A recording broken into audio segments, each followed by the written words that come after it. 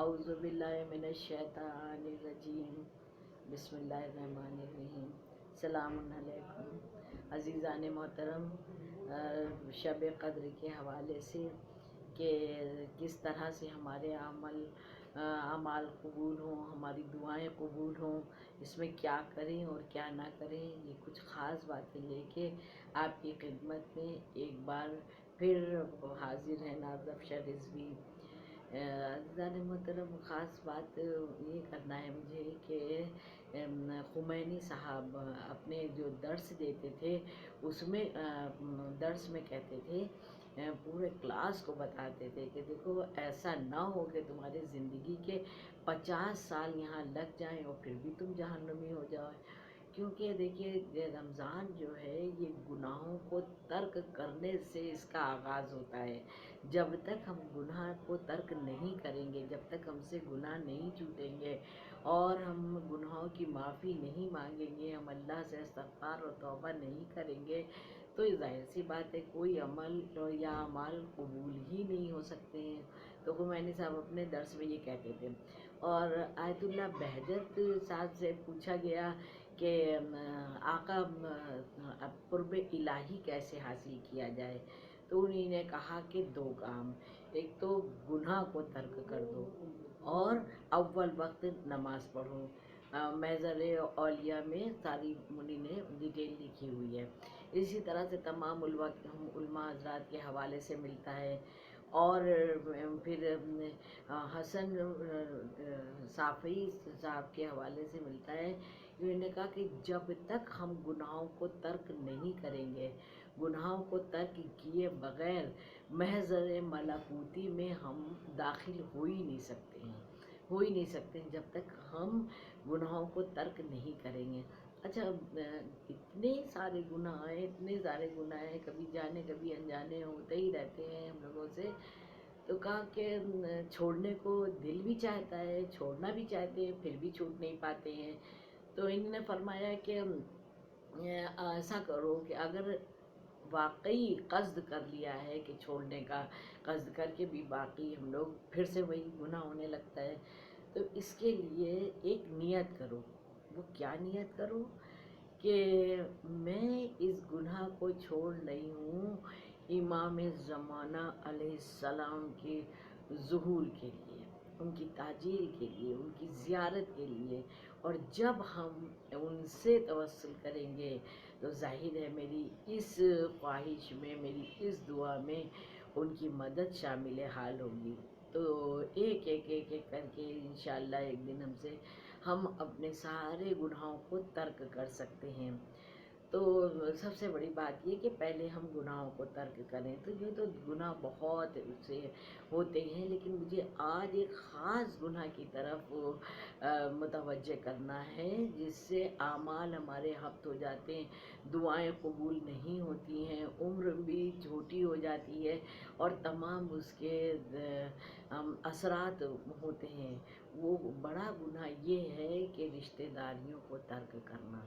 रिश्तेदारियों को छोड़ना, रिश्तेदारियों को तोड़ना। तो मिलता है कि अगर रिश्तेदारियों को तोड़ा और इनसे मुंह मोड़ा, सलाम दुआ बंद की, ख़ास कर सिले रहे मतलब अपने खूनी रिश्तेदारों से। वैसे तो सारे रिश्तों की अहमियत है, लेकिन पहले खूनी रिश्तेदार, अपने खूनी रिश्तेदारों से आपने तर्क किया सलाम दुआ, तो कोई भी आपके आमाल कबूल नहीं हो सकते हैं, आपकी दुआएं कबूल नहीं हो सकती हैं। तो सबसे पहले हमें आपको चाहिए कि हम लोग अपने रिश्तेदारियों को मजबूत करें। अगर दूसरी तरफ से नहीं भी हो रहा है तो भी हम हमेशा कोशा रहें। इमाम फरमाते हैं हमें अपनी कोशिश जारी और सारी रखना चाहिए, हमें अपनी कोशिश जारी रखना चाहिए, ताकि किसी न किसी दिन तो इंशाअल्लाह अच्छे अंजाम तक पहुँचेंगे ही। तो रिश्तेदारियों के हवाले से और जवाद तबरेज़ी ने, आयतुल्लाह जवाद तबरेज़ी ने इरशाद फरमाया कि जो रिश्तेदारियाँ जो तोड़ देता है, उन्हीं ने भी यही कहा है कि उसके आमाल कबूल नहीं होते हैं। हत्ता कि यहाँ तक भी मिलता है रिश्तेदारी के हवाले से کہ جب بڑی مجلس میں بھی کوئی ایسا شخص بیٹھا ہوتا ہے جس نے اپنی رشتہ داریاں توڑ رکھی ہیں، تو کہا جاتا ہے کہ کبھی کبھی سب کی دعائیں روک لی جاتی ہیں، کسی کی دعا قبول نہیں ہوتی ہے صرف اس ایک شخص کی وجہ سے۔ اس لیے رشتہ داریوں کو، اس کے حوالے سے آپ نے تمام مجلس وغیرہ میں تمام سارے واقعات سنے اور پڑھے ہوں گے، بہت سارے واقعات ہیں۔ ایک واقعہ تو بالکل یہ بھی آپ نے سنا ہی ہوگا کہ جب امام کے پاس ایک شخص آیا، دو بھائی آئے تھے، تو مولا نے فرمایا کہ دیکھو تم میں سے ایک کا انتقال ہونے والا تھا،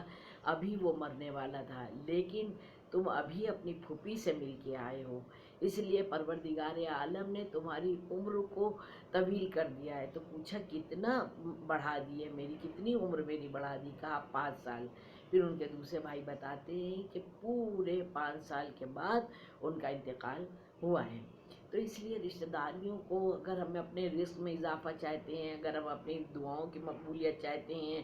اگر ہم چاہتے ہیں کہ ہماری صحت اچھی رہے، ہمارے بچے اچھے رہیں، ہمارا مطلب معاشرہ اچھا رہے، گھر کا پورا ماحول اچھا رہے، ہر چیز کے لیے جب تک ہم اپنی رشتہ داریوں کو مضبوطی سے نہیں تھامے رہیں گے، ایکا میل محبت نہیں رکھیں گے، تو ان سب میں وہ اثر ہو ہی نہیں سکتا ہے، وہ اثرات آ ہی نہیں سکتے۔ اور یہاں تک ملتا ہے کہ اگر ہم اپنی رشتہ داریوں کو مضبوط کرتے ہیں، ابھی میں ایک نماز بتاؤں گی آپ کو مغفرت والدین کے حوالے سے، اور اس میں تمام عزیز اقربا، والدین، بہن بھائی یا جو بھی ہمارے مرحومین ہیں اور تمام عزیز اقربا، ان کو بھی بخشنا ہے۔ تو اس کے حوالے سے سمجھیے تمام اپنی دعائیں بھی قبول ہوتی ہیں، کیونکہ ظاہر سی بات ہے پروردگار عالم کو خود غرضی نہیں پسند ہے۔ اسلام میں خود غرضی کی کوئی گنجائش نہیں ہے، کیونکہ ہے نا کہ بھوکے کو کھانا کھلاؤ، پیاسے کو پانی پلاؤ، اور روزے میں اتنا مضبوط تقویٰ ہوتا ہے کہ انسان خود نہیں کھائے لیکن دوسروں کے لیے پوری فکر کرتا ہے۔ اور آج کل لاک ڈاؤن کا زمانہ ہے،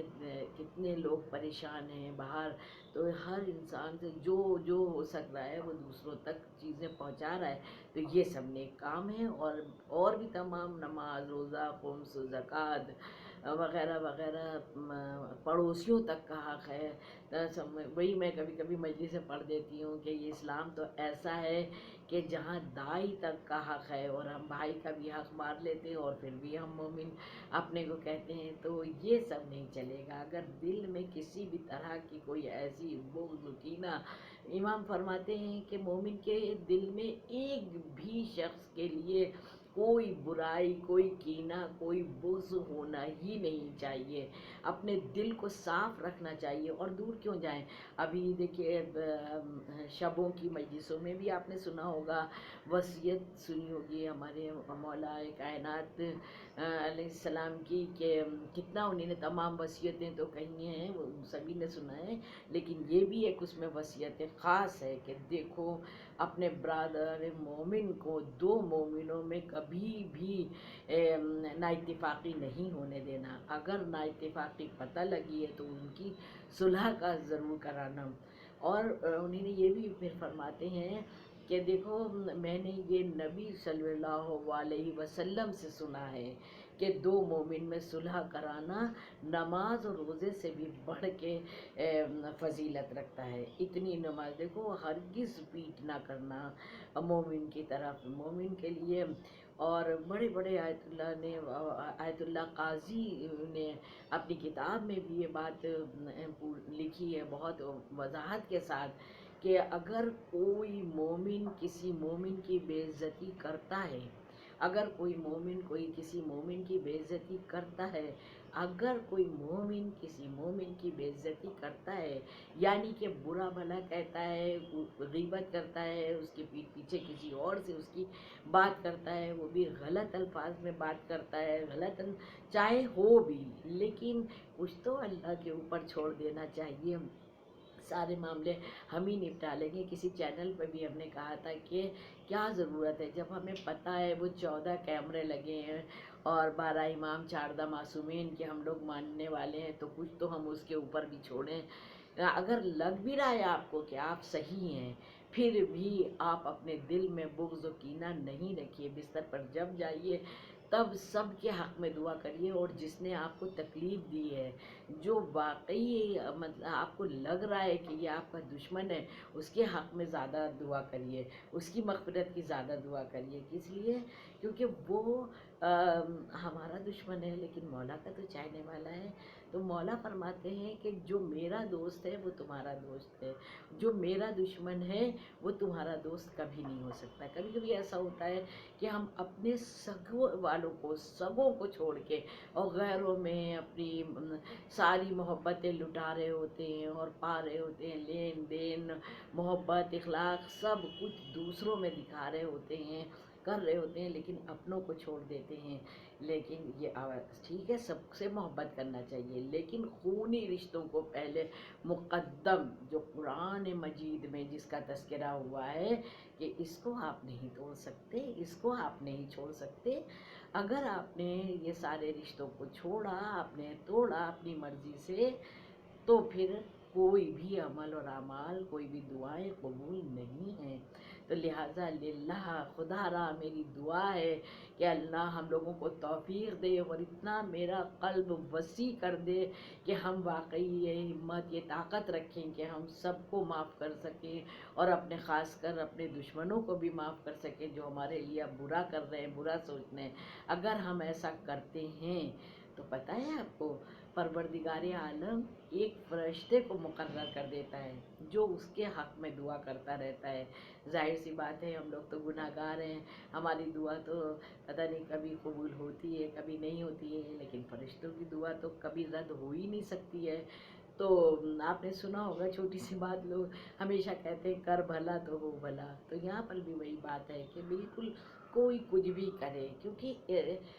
اپنے اپنے عمل اور اپنے اپنے اعمال ہوں گے۔ پروردگار عالم کی بارگاہ میں جب جایا جائے گا تو ہم کو اپنے اعمال لے کے اس کی حضور میں پیش ہونا ہوگا، ہم اپنے جواب دہ ہوں گے۔ تو اس لیے اپنے اعمال، آج کی رات بخشش کی رات، مغفرت کی رات ہے، تقدیریں بدلنے کی رات ہے، تقدیریں بدلنے کی رات ہے۔ میں بتاؤں گی آپ کو کہ دیکھیے،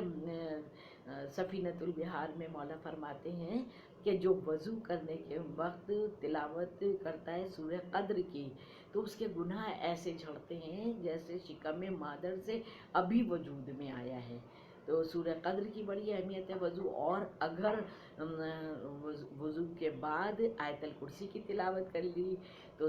نور علی نور ہو جائے گا انشاءاللہ۔ اور دوسری بات کہ ایک بات اور میں آپ کی خدمت میں پیش کرنا چاہ رہی ہوں، وہ یہ کہ تقدیریں بدلنے کی بھی رات ہے، کیونکہ تقدیریں تو 19 تاریخ کو ہماری لکھ دی جاتی ہیں، آپ مولا کی خدمت میں اب پیش ہوں گی جن پر فائنل دستخط ہونا ہے، لیکن آج تقدیریں بدلنے کی بھی رات ہے۔ وہی اس میں بھی ہم لوگوں کو چھوٹے سے چھوٹا بھی کوئی عمل چھوڑنا نہیں چاہیے۔ وہ یہ کہ اگر ہم مغرب عشاء کی نماز پڑھیں تو مغرب میں ہم پہلی رکعت میں بعد الحمد کے سورہ قدر پڑھیں، اس کی بڑی فضیلت ہے۔ اور تقدیر کو پورا بدل دینے کا سورہ یہ ہے کہ جب ہم عشاء کی نماز پڑھیں تو عشاء کی نماز میں پہلی رکعت میں الحمد کے بعد قل یا ایھا الکافرون یہ والا سورہ پڑھیں تو انشاءاللہ پوری تقدیر ہماری بدل دی جائے گی، خدا نہ کرے اگر کچھ بھی کمی بیشی رہ گئی ہو۔ اور بھی اگر ہم چاہتے ہیں کہ میرے بہت بڑے بڑے حاجات پوری ہوں، میری بہت بڑی بڑی دعائیں قبول ہوں بہت زیادہ، تو ہم کو اس شب میں دیکھیے وہ والے عمل تو کرنا ہی ہے جو ہم لوگوں نے شب 19 کرے ہیں، مطلب 2-3 راتوں میں جو ہوتے ہیں قرآن سر پر رکھ کے اور سب کیے جاتے ہیں، وہ سب عمل کرنا ہے۔ یہ میں اس سے ہٹ کے ایکسٹرا چیزیں کچھ آپ کے خدمت میں پیش کر رہی ہوں کہ یہ بھی کرنا ہے، تو اس میں 4 چاند لگ جائیں گے انشاءاللہ، اور تمام رحمتوں اور برکتوں کا نزول ہوتا ہی رہے گا، اور وہ سب کی حفاظت بھی ہوگی جو ہم نے عمل قرآنی ابھی انجام دیے ہوں گے، وہ سب بھی ہمارے محفوظ کر سکتے ہیں ہم۔ تو 25 بار ملتا ہے روایت میں کہ 25 بار سورہ نصر اگر اس شب کے کسی حصے میں بھی کہیں پر وقت نکال کے 25 بار پڑھ لیں، اور اس کے بعد ہمیں تو یہ آج تو ہم دعائیں مانگ لیں گے پوری ہو جائیں گی انشاءاللہ، शब قدر ہے، لیکن پورے سال ہم کیا کریں، ہماری کیسے دعائیں پوری ہوں، ہم ان کی حفاظت کیسے کریں؟ تو ایک وہی بات میں کہوں گی کہ تسبیح فاطمۃ زہرا صلوات اللہ علیہا کو پڑھ کے اسی نیت سے کہ یا شہزادی اور پنجتن پاک کا واسطہ ہے، 12 امام 14 معصومین علیہ السلام کا واسطہ ہے، اور پورے سال کے لیے جو بھی آپ دعا مانگنا چاہتی ہیں ان کے واسطے وسیلے سے اس کے لیے بھی دعا مانگ سکتی ہیں۔ اور ایک بات اور خاص وہ یہ کہ بہت سے گھر میں بچے ہوتے ہیں یا ضعیف ہوتے ہیں یا علیل ہوتے ہیں جو پوری رات نہیں جاگ سکتے ہیں، اتنے بڑے سارے اعمال نہیں کر سکتے ہیں، تو میں کہتی ہوں نا مجلسوں میں کہ گوشہ حیات کا کوئی بھی گوشہ خالی نہیں رکھا ہے۔ اہل بیت علیہ السلام نے، پروردگار عالم نے انسان کی فلاح اور بہبودی، کامیابی، کامرانی کے لیے بہت سارا انتظام کیا گیا ہے۔ اس میں ایک بات یہ کہ آیت الکرسی اگر آج کی شب میں انسان 100 بار یعنی کہ ایک تسبیح اگر آیت الکرسی پڑھتا ہے تو نبی پاک صلی اللہ علیہ وسلم فرماتے ہیں کہ اس کو پوری زندگی کے اعمال کا ثواب مل جاتا ہے، پوری زندگی کے اعمال کا ثواب مل جاتا ہے۔ اور سورہ عنکبوت پڑھنے کے لیے جو سورہ اس شب میں سورہ عنکبوت کی تلاوت کرتا ہے تو نبی پاک صلی اللہ علیہ وسلم ارشاد فرماتے ہیں کہ پوری کائنات میں جتنے مومن مومنہ ہیں یا منافقین ہیں ان کی تعداد سے 10 گنا بڑھ کے ثواب یہ سورہ عنکبوت پڑھنے والے کو ملے گا۔ اور پھر امام فرماتے ہیں کہ سورہ عنکبوت اور سورہ روم یہ دونوں جو سورہ پڑھتا ہے اس شب میں تو امام تو قسم کھا کے فرماتے ہیں، کہتے ہیں قسم خدا کی اس کو جنت لازم ہے۔ تو عزیزان گرامی اتنی فضیلتوں، اتنی رحمتوں والی، برکتوں والی یہ رات ہے کہ بس ہم اس میں دلوں کو اپنے صاف رکھیں، بغض و کینہ کو دور رکھیں، ہر بڑے اور چھوٹے سے کوئی حرج نہیں ہے اگر ہم سے انسان ہیں، اور حضرت انسان تو غلطیوں کا پتلا ہوتا ہی ہے، غلطی کسی سے بھی ہو سکتی ہے، تو اگر ہم بڑے بھی ہیں ہم سے غلطی ہو گئی ہے تو مان لینے میں، جو غلطی مان لے وہی بڑا ہوتا ہے، تو اس لیے غلطی ماننے میں کوئی شرم اور اس کا بات نہیں ہے، غلطی کا احساس کریں، مان لیں، اپنے عزیز اقربا میں فون کر لیں، میسج بھیج دیں اگر معلوم ہے کہ ہاں ان سے سلام دعا بند ہے وغیرہ وغیرہ، تو یہ اپنی رشتہ داریوں کو اس میں ضرور ضرور صحیح کر لیجئے، اور دعاؤں کو قبول کروانے کے لیے اب والدین کا ادب کریے ضرور، والدین کی خدمت خاطر فرما برداری، بلکہ کہتے نہیں حل جزاء الاحسان الا الاحسان، احسان کا بدلہ احسان ہوتا ہے، تو والدین نے ہمارے ساتھ احسانات کیے ہیں، تو اگر وہ ہم سے کہیں کہ پانی پلا دو، اگر ہم نے پلا دیا تو یہ تو ہماری فرما برداری ہوئی، یعنی کہ کچھ بھی اگر انہیں نے کہا اور ہم نے کر دیا تو یہ فرما برداری ہوئی۔ ہمیں دیکھنا ہے، ان کے چہرے کی طرف دیکھنا تو ثواب ہی ہے، ہم کو ان کے چہرے کو دیکھنا ہے، ان کے تاثرات کو، چہرے کے تاثرات کو دیکھنا ہے، آیا ان کو کس شے کی ضرورت ہے، اور ان کو کبھی بھی احساس شرمندگی نہ ہونے پائے، ان کی ضرورت کا احساس ہم اپنے دل میں خود سے رکھیں، انشاءاللہ تو بہت ضرور پوری ہوگی۔ تو ہم جب بھی ابھی شب میں غسل کریں، اور غسل کرتی ہوں میں غسل توبہ، پھر غسل کرتی ہوں اسی میں کئی نیت کر سکتے ہیں کہ غسل کرتی ہوں میں رمضان المبارک کی شب 23 کے قربتاً اللہ، ایسے غسل کریں، پھر اس کے بعد دوسرا کام صدقہ دیں، صدقہ دینے سے رد بلا ہے، اور ہمارے اعمال قبول ہونے میں ایک یہ بھی بہت بڑا سہارا بنتا ہے، صدقہ جب مستحق تک پہنچ جاتا ہے تب صدقہ بنتا ہے، تو جیسے بھی انتظام کریے، نکال کے گھر میں رکھ کے رہنے سے اس سے کوئی فائدہ نہیں ہوتا ہے، تو صدقہ دیجئے، اور جس طرح سے یہ عقیق کی انگوٹھی پہن کے نماز پڑھنے سے نماز میں کئی گنا فضیلت ملتی ہے، اسی طرح جب بھی عمل اور اعمال ہم انجام دیں تو ہر نماز میں ہی ہم کو نمازوں میں عطر لگا کے نماز پڑھیں تو اس میں فضیلت ہے۔ تو خاص طور سے یہ جو عمل اعمال ہم کر رہے ہیں اس میں عطر لگائیں اور پھر نماز پڑھیں، اور جب ہم اپنے اعمال کا آغاز کریں انشاءاللہ تو مغربی عشاء تو میں نے بتا دیا کہ ان سوروں کے ساتھ کریے تو کتنی بڑی فضیلت ہے، پوری ہماری لائف چینج ہو جاتی ہے، پوری زندگی بدل جاتی ہے، ساری رکاوٹیں دور ہو جاتی ہیں۔ اس طرح سے اگر ہم نے جیسے بتایا ہے ابھی مغرب عشاء کی نماز پڑھیں، پھر عمل قرآنی کو انجام دیں تاکہ پوری رات کے جو اعمال ہیں وہ ہمارے اس قرآن کے سائے میں رہیں۔ تو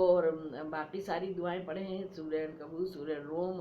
اور سورہ دخان پڑھ سکتے ہیں تو پڑھیں، اور نماز جعفر طیار کی بھی فضیلت ہے، میں بتا دے رہی ہوں، جو جتنا کر سکے، کثرت سے مطلب نہیں ہے، خلوص سے مطلب ہے، اور اگر کسی نے سب کچھ کر لیا تو پھر کیا کہنا۔ تو لیکن 2 رکعت نماز شکرانہ ضرور پڑھے، جو پروردگار عالم نے اتنی خوبصورت رات، اتنی بابرکت رات، اتنی حسین رات، اتنی رحمتوں برکتوں والی رات میں ہم کو داخل کر دیا، ہم کو اس قابل بنا دیا ہے۔ پتہ ہے آپ کو جو مرحومین ہیں وہ بڑے آس لگائے رہتے ہیں، آس لگائے رہتے ہیں اور سوچتے ہیں، کہتے ہیں کہ کاش میں بھی یہ اعمال کر سکتا، اتنی قیمتی یہ رات ہے۔ تو 2 رکعت شکرانے کی نماز پڑھیں اور 2 رکعت زمانے کی امام کی ضرور نماز پڑھیں انشاءاللہ، ان سے دعائیں مانگیں۔ اور قنوت میں جس وقت ہم نماز میں قنوت پڑھتے ہیں تو قنوت میں بھی کوشش کریں کہ ہم مولا کی دعا پڑھیں، وہ تمام دعائیں ہیں اس میں سے کچھ بھی آپ پڑھ سکتی ہیں مولا کی، کہ قنوت میں اگر جس طرح سے مولا کو یاد کریں، جتنا ہم ان کے قریب ہونا چاہیں گے اتنا ہی ہم ان کو نمازوں میں یاد رکھیں گے، ان کے لیے نماز پڑھیں گے، قنوت پڑھیں گے، صلوات کی تسبیح پڑھ کے ان کو ان کی خدمت میں پیش کریں گے۔ تو پوری رات میں صلوات کی تسبیح بھی ایک پڑھ کے ہم امام کی خدمت میں بھی پیش کرنا چاہیے، اور 14 معصومین علیہ السلام کی بھی خدمت میں ہم کو پیش کرنا چاہیے۔ تو 2 نمازیں یہ ہو گئیں، اور 1 رکعت نماز جو علامہ مجلسی نے بتائی ہے کہ مغفرت والدین، تو اس میں پہلی رکعت میں یہ بھی 2 رکعت نماز ہے، پہلی رکعت میں سورہ اخلاص ہے ایک بار، اور دوسری رکعت میں کوثر ہے، اور اس کو پڑھ کے ہمیں تمام مرحومین کے نام لینا ہے، جتنے بھی اپنے عزیز اقربا رشتہ دار ناطے دار ملنے جلنے والے دیس پردیس پوری دنیا میں کہیں بھی رہتے ہوں، مگر اگر ہم ان کا نام لینا چاہتے ہیں تو ضرور ان کو شامل کریں تاکہ وہ بھی ہاتھ اٹھا کے ہم لوگوں کے حق میں دعا کریں گے، ان کو بھی مغفرت ملے گی، ان کی دعاؤں سے ہم لوگوں کی بھی دعائیں قبول ہوں گی انشاءاللہ، انشاءاللہ۔ اور سب کی بچوں کو بھی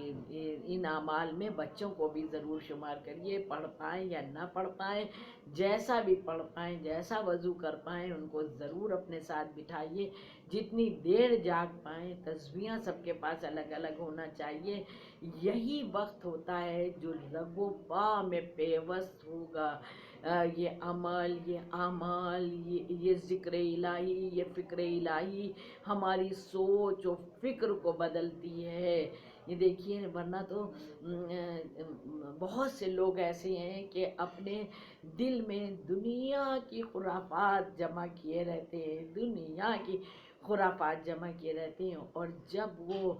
لڑائی جھگڑے اور تمام نگیٹیوٹی اپنے دل و دماغ میں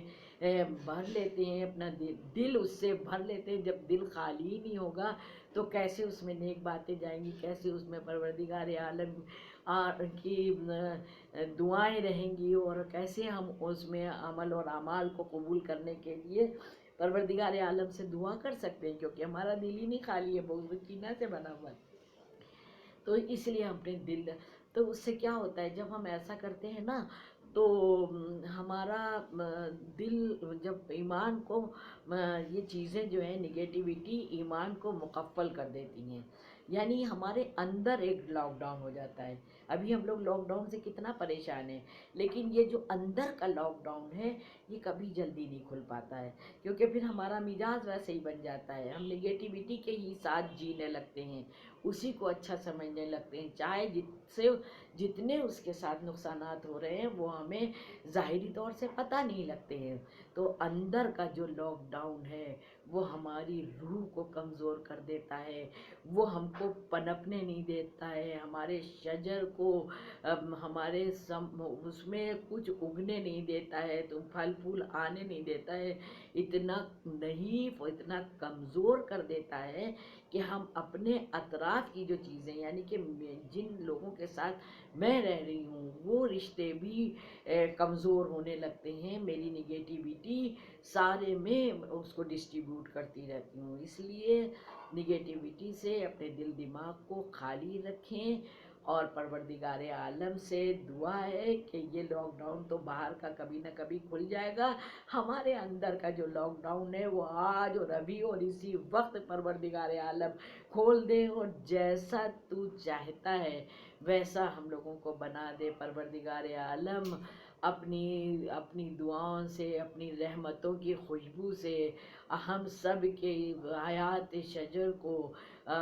خوشبودار بنا دے، اور سب کو طویل عمر دے، اور سب کے بال بچے اچھے رہیں انشاءاللہ،